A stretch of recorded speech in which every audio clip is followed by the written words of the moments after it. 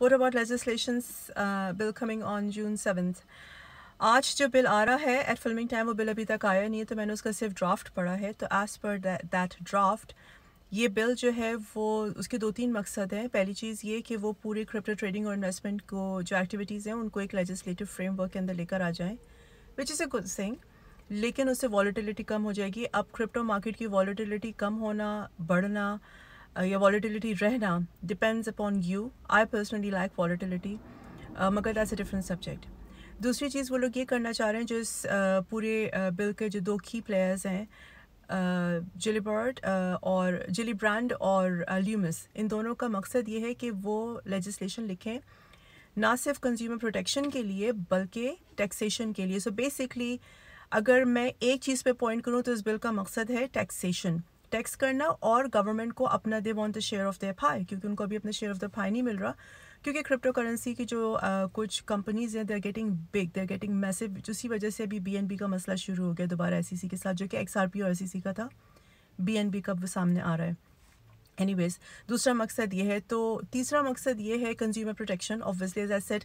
लेकिन consumer protection को लेके मेरा सवाल ये होगा कि जो लीमन ब्रदर का financial fraud scam whatever आप उसको कह लो सामने आया रिसेंट हिस्ट्री में, तब भी बहुत सारे लेजिस्लेटिव फ्रेमवर्क था, सारे लीगली सारी चीज़ें हो रही थी, एक्टिविटीज़ हो रही थी, तो तब कंज्यूमर कौन सा प्रोटेक्ट हुआ। तो अब इस लॉ से कंज्यूमर कौन सा प्रोटेक्ट हो जाएगा given market volatility of crypto currency.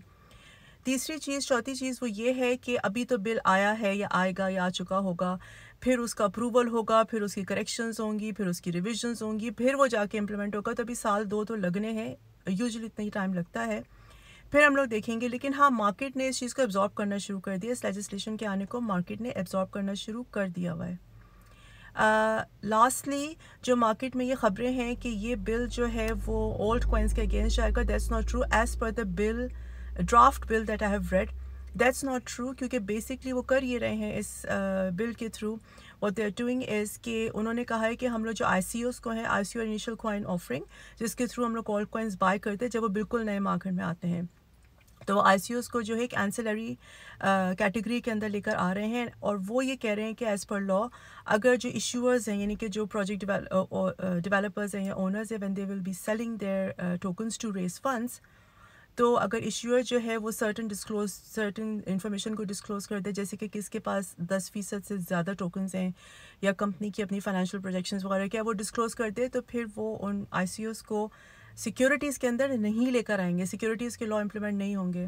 तो in my opinion as per the draft it will be a good thing for all coins and of course bitcoin and crypto